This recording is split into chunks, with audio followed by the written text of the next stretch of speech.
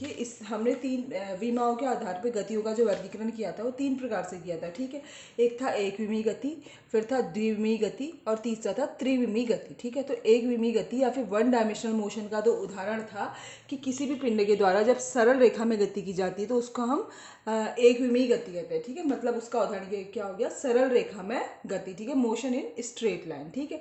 उसके बाद जो दो विमीय गति हो गई, दो विमीय मतलब कि देखिए एक्स एक्सिस और वाई एक्सिस, ठीक है, इसके अलोंग अगर कोई गति होगी तो उसको हम दो विमीय गति कहेंगे, ठीक है। तो उसका उदाहरण जैसे कि समतल में गति, ठीक है, मतलब मोशन इन अ प्लेन, ठीक है। तो इसके अंतर्गत हम लोग इसका उदाहरण हम ले सकते हैं जैसे कि प्रक्षेप्य गति जिसको हम प्रोजेक्टाइल मोशन कहते हैं, वृत्तीय गति जिसको हम सर्कुलर मोशन कहते हैं। ये सब क्या है, एग्जाम्पल है समतल में गति के, ठीक है। तो इसमें हम सबसे पहले हम लोग समतल में गति में प्रक्षेपी गति और वृत्तीय गति पढ़ने से भी पहले हम लोग कुछ भौतिक राशियों के बारे में जो फिजिकल क्वांटिटीज़ हैं उनका वर्गीकरण पढ़ेंगे और उसी के बारे में अभी इस वीडियो में हम डिस्कस करेंगे, ठीक है। तो देखिए जनरली जो भौतिक राशियाँ होती हैं जिनको हम फिजिकल क्वांटिटी कहते हैं ये दो प्रकार की होती है, ठीक है। एक है अदिश राशियाँ, तो इसमें हम सबसे पहले अदिश राशियों की परिभाषा पढ़ेंगे कि ये होती क्या है और इसके कुछ उदाहरण पढ़ेंगे। और उसके बाद जो दूसरी प्रकार की राशियाँ वो है सदिश राशियाँ, इसमें भी हम इसकी परिभाषा, उदाहरण और इसकी संकेतन पद्धति मतलब सदिश राशियों को हम कैसे निरूपित करते हैं ये पढ़ेंगे, ठीक है। इसके बाद हम कुछ सदिशों के प्रकार पढ़ेंगे, टाइप्स ऑफ वेक्टर, ठीक है। इसमें हम समान सदिश मतलब इक्वल सदिश, ठीक है, विपरीत सदिश, अपोजिट सदिश, एकांक सदिश को हम कहेंगे यूनिट वेक्टर। इसी के अंतर्गत हम लोग लंबकोणीय एकांक सदिश, ठीक है, ऑर्थोगोनल यूनिट वेक्टर के बारे में पढ़ेंगे। और उसके बाद हम शून्य सदिश मतलब जीरो वेक्टर के बारे में पढ़ेंगे। और इसके बाद जो नेक्स्ट टॉपिक हमारा होगा वो होगा सदिशों की संक्रियाएं, ठीक है, मतलब कि जो हम ऑपरेशन क्या क्या कर सकते हैं सदिश राशियों में। तो इसमें हम सबसे पहले सदिशों का जोड़ना देखेंगे, ठीक है, कि मतलब सदिश राशियों को हम कैसे जोड़ सकते हैं। क्योंकि देखिए अदिश राशि को तो सिंपली हम लोग जो नॉर्मल एडिशन सब्ट्रैक्शन करते हैं उसके आधार पर जोड़ घटाना कर सकते हैं, लेकिन जो सदिश राशियाँ होती है उनको जोड़ने के लिए हम दो प्रकार की विधियाँ पढ़ेंगे। पहला होगा ज्यामितीय विधि और दूसरा होगा गणितीय विधि। ज्यामितीय विधि के अंतर्गत भी हम लोग त्रिभुज विधि, बहुभुज विधि पढ़ेंगे, ठीक है। वैसे समांतर चतुर्भुज विधि भी पढ़ सकते हैं लेकिन मेनली जो समांतर चतुर्भुज विधि है उसको हम गणितीय विधि के अंतर्गत पढ़ेंगे, ठीक है। इसका डेरिवेशन भी मैं आप लोगों को बतलाऊंगी। उसके बाद सदिश राशियों को कैसे घटाया जाता है इसको डिस्कस करेंगे।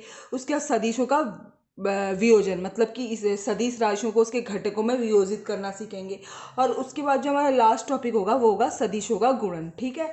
इसमें हम लोग देखिए सबसे पहले हम जैसे सदिश राशियाँ उसको तीन प्रकार से गुणा कर सकते हैं। पहले कोई सदिश राशि उसको हम किसी वास्तविक संख्या से, नेचुरल नंबर से अगर गुणा करते हैं, ठीक है, तो हमको क्या प्राप्त होगा। उसके बाद यदि हम सदिश राशियों को अदिश राशियों से गुणा करते हैं फिर हमको कौन सी राशि प्राप्त होगी।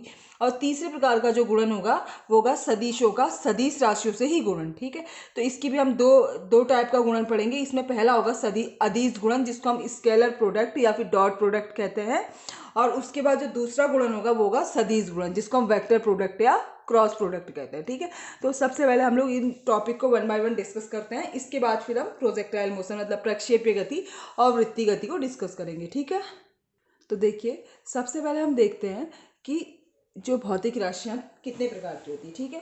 तो जनरली जो भौतिक राशियाँ होती है वो दो प्रकार की होती है। पहली जो अदिश राशियाँ हैं जिनको हम स्केलर क्वांटिटी कहते हैं और दूसरी जो सदिश राशियाँ हैं जिनको हम वेक्टर क्वांटिटी कहते हैं, ठीक है। तो अदिश राशियाँ क्या होती हैं, कुछ भौतिक राशियाँ ऐसी होती है जिनको व्यक्त करने के लिए केवल परिमाण की आवश्यकता होती है, ठीक है। मैं यहीं पर एक्सप्लेन कर दे रही हूँ। ऐसी राशियाँ जिनको व्यक्त करने के लिए केवल परिमाण की आवश्यकता होती है, दिशा की आवश्यकता नहीं होती है, उन राशियों को हम अदिश राशियाँ कहते हैं, ठीक है। मतलब ऐसी राशियाँ जिनको व्यक्त करने के लिए केवल परिमाण की आवश्यकता होती है, दिशा की आवश्यकता नहीं होती है, उन राशियों को हम सदिश राशियाँ कहते हैं, ठीक है। तो ये तो इसकी परिभाषा हो गई। उसके बाद इसके उदाहरण जैसे लंबाई, ठीक है। अगर आप लोग खुद देख भी सकते हैं कि अगर हम किसी भी चीज़ की लंबाई नाप रहे तो हम उसमें दिशा की आवश्यकता नहीं होती है, ठीक है। हम कह सकते हैं कि ये 1 मीटर लंबा है, ये 2 मीटर लंबा है, लेकिन हम उसमें दिशा को नहीं बदलाते, ठीक है। इसके साथ साथ ही देखिए द्रव्यमान, ठीक है ना। तो इसी प्रकार से देखिए द्रव्यमान को भी जब हम लोग व्यक्त करते हैं, जैसे अगर हम लोग मार्केट से कोई सामान लेने जा रहे हैं तो हम कहते हैं कि इतना किलो दे दो, ठीक है। हम ये नहीं कहते हैं कि 2 किलो आटा दे दो, वो भी उस डायरेक्शन में, इस तरीके से हम नहीं बतलाते, ठीक है। हम क्या कहते हैं सिंपल कि हमें 2 किलो आटा दे दीजिए, ठीक है। तो इसका मतलब क्या हो गया कि द्रव्यमान भी क्या है, अदिश राशि, क्योंकि इसको व्यक्त करने के लिए केवल परिमाण की आवश्यकता हो रही है, दिशा की आवश्यकता नहीं हो रही। इसके साथ साथ समय को भी व्यक्त करने के लिए हम क्या बोलते हैं कि 2 बज रहा है, 3 बज रहा है, ठीक है, या इतने घंटे हो गए हैं, उतने घंटे हो गए हैं, बट हम लोग उसमें दिशा को व्यक्त नहीं करते हैं, ठीक है। इसके साथ साथ ही चाल है, ठीक है, आयतन है, घनत्व है। तो ऐसी कई सारी राशियां हैं जिनको व्यक्त करने के लिए हमको केवल परिमाण की आवश्यकता होती है, दिशा की आवश्यकता नहीं होती, जिसके कुछ उदाहरण मैंने यहाँ पे बता दिए, ठीक है। जैसे अगर आप लोग किसी गाड़ी की स्पीड बताएंगे तो वह गाड़ी इतनी स्पीड से चल रही है, ठीक है, मतलब कि 20 किलोमीटर पर आवर की स्पीड से चल रही है, ठीक है। तो वहाँ पर हम लोग दिशा को व्यक्त नहीं करते, सिंपल हम उसके परिमाण को व्यक्त करें, ठीक है। तो इसके कई सारे उदाहरण और भी हैं, जैसे कि शक्ति है, ऊर्जा है, आवेश है, वैद्युत धारा, ये सब क्या है, अदिश राशियों के उदाहरण है, ठीक है। उसके बाद देखिए, अब इसके बाद हम लोग सदिश राशियों को डिस्कस करते हैं, ठीक है। इसके साथ साथ ही एक चीज़ मैं और बता दूं कि जो अदिश राशियाँ होती है उनका जो जोड़ घटाना गुणा भाग आदि होता है, और सिंपल जो हम मैथमेटिक्स में जो गणित के जो नियम के द्वारा करते हैं उस आधार पे हम अदिश राशियों का जोड़ घटाना गुणा भाग कर सकते हैं, ठीक है। इसके बाद जो हम नेक्स्ट राशियाँ पढ़ते हैं वो है सदिश राशि, जिसको हम वेक्टर क्वांटिटी बोलते हैं, ठीक है। तो इनकी परिभाषा देखिए, अभी तक आप लोगों ने जो बचपन से पढ़ी होगी वो आपने पढ़ा होगा कि ऐसी राशियाँ जिनको व्यक्त करने के लिए परिमाण के साथ साथ दिशा की भी आवश्यकता होती है, ठीक है। मतलब कुछ भौतिक राशियां ऐसी होती हैं जिनको व्यक्त करने के लिए परिमाण के साथ साथ दिशा की आवश्यकता भी होती है, परंतु यहाँ पर जो हम सदिश की डेफिनेशन पढ़ेंगे उसमें हम एक लाइन और ऐड कर देंगे कि ऐसी भौतिक राशियां जिनको व्यक्त करने के लिए परिमाण के साथ साथ दिशा की आवश्यकता होती है, तथा जो सदिशों के योग की जो त्रिभुज विधि है, त्रिभुज विधि तथा समांतर चतुर्भुज विधि का पालन करते हैं, ठीक है। त्रिभुज विधि प्लस समांतर चतुर्भुज नियम का पालन करते हैं, ठीक। तो ये देखिए, इसकी डेफिनेशन में फिर से एक बारी बोल दूं कि कुछ भौतिक राशियां ऐसी होती हैं जिनको व्यक्त करने के लिए परिमाण के साथ साथ दिशा की आवश्यकता होती है, तथा वे भौतिक राशियां सदिशों के योग की जो त्रिभुज विधि नियम है और समांतर चतुर्भुज नियम है इनका पालन करते हैं, ठीक है। ऐसी राशियों को हम सदिश राशियां कहते हैं, ठीक है। तो इस लाइन को जोड़ने का क्या मतलब है ये मैं आप लोग को अभी एक उदाहरण देके समझाऊंगी, ठीक है। इसके बाद देखिए जो नेक्स्ट इसके जो उदाहरण हैं, देखिए जो सदिश राशियों के उदाहरण हैं, जैसे विस्थापन, विस्थापन है, ठीक है, वेग, ठीक है। मतलब किसी भी, जैसे अगर हम लोग कहेंगे कि देखिए, अगर हम कहेंगे कि वह गाड़ी 20 किलोमीटर पर आवर से चल रही है, ठीक है, तो यह हम उसकी स्पीड को व्यक्त कर रहे हैं। लेकिन यदि हम कह दें कि वह गाड़ी 20 किलोमीटर पर आवर की स्पीड से पूरब दिशा की ओर जा रही है, ठीक है, इसका मतलब हमने वेग को व्यक्त कर दिया। क्यों? क्योंकि हमने परिमाण के साथ साथ दिशा को भी बतलाया, ठीक है।